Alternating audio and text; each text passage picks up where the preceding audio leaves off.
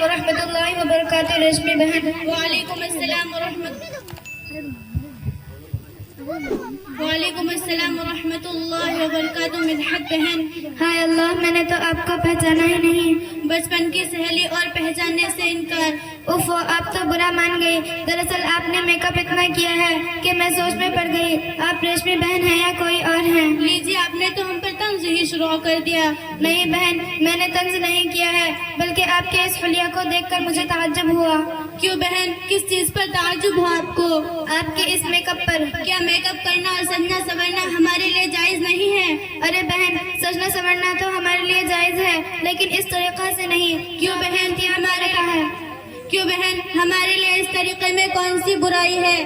ارے بہن، آپ نے ہونٹوں پر لپسٹک اور ناخنوں پر پالش لگا رکھی ہے، اور میری پیاری بہن سنو، اس میں سور کی چربی ملی رہتی ہے، اور اللہ تعالیٰ نے اس جانور کے بال کو حرام قرار دیا ہے، اور ہم انہیں حرام چیزوں سے اپنے ہونٹوں اور ہاتھوں کو سجاتے ہیں۔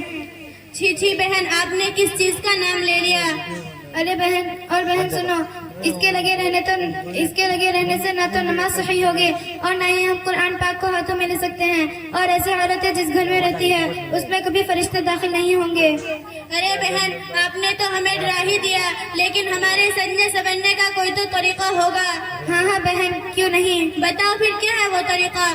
ہم مسلمان عورتیں صبح اٹھ کر کریم پاؤڈر اور نیل پالش کی جگہ وضو کے پاک صاف پانی سے چہرے کو دھوئے، کاجل کی جگہ قرآن پاک کی لوری کو آنکھوں میں لگائیں، لپسٹک کی جگہ قرآن پاک کی تلاوت سے ہونٹوں کو سجائیں۔ یہی سب چیزیں ہمارے چہرے کو نکھار سکتی ہے اور چمکا سکتی ہے۔ مدحت بہن، باتیں تو بڑی اچھی لگ رہی ہے، تھوڑا اور بتاؤ، بڑی مہربانی ہوگی۔ اچھا تو پھر سنا میری پیاری بہن، ہم مسلمان عورتوں کی خوبصورتی شکل و صورت سے نہیں، بلکہ ہماری خوبصورتی دل کی پاکیزگی میں ہے۔ ہمارے زیور اور سنگار شرم و حیا ہیں، ہمارے لباس ریشم اور چمکیلے کپڑے نہیں، بلکہ نیک سیرت اور سلیقہ مندی ہے۔ اور یہ بھی یاد رکھو، اگر تم کو اللہ تعالیٰ نے کم خوبصورت بنایا ہے تو اس پر غم مت کرو، کیونکہ تم سے بھی کم خوبصورت جیتے ہیں، اور اگر اللہ تعالیٰ نے تم کو خوبصورت بنایا ہے تو اس پر غرور اور تکبر مت کرو، اس لیے کہ تم سے بھی خوبصورت موجود ہیں۔ اور اللہ تعالیٰ کا ارشاد ہے، اے مسلمان عورتوں، اپنے گھروں میں باوقار بیٹھی رہو، زمانہ جہالت کی طرح بناؤ سنگار کرتی مت پھرو۔ آئی بات سمجھ میں؟ جی ہاں بہن، باتیں تو آپ نے بہت اچھی بتائی ہے، لیکن یہ سب آپ کو کہاں معلوم ہوئی؟ ہائے رے سادگی، تم کو معلوم نہیں، یہ ساری باتیں ہمیں اسلام سکھاتی ہے۔ پھر بھی ٹھیک ہے، لیکن آپ نے کہاں سے حاصل کر لی؟ اوہو، تم کو معلوم نہیں، ہمارے محلے میں کئی سال سے ادارہ صوت القرآن چل رہا ہے، یہ ساری باتیں ہمیں اسی میں سکھائی جاتی ہے۔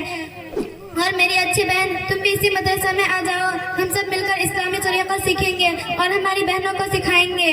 انشاءاللہ میں آپ سے وعدہ کرتی ہوں کہ اس کام میں آپ کا پورا ساتھ دوں گی۔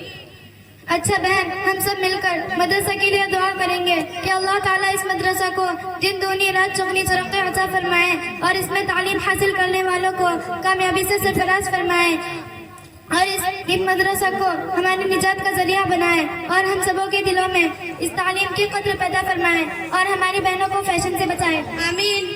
اچھا بہن، اب میں چلتی ہوں، گھر پر امی بے چینی سے انتظار کر رہی ہوگی، لیکن وعدہ کرو کہ آئندہ سے یہ حرام چیزیں نہیں لگاؤ گی۔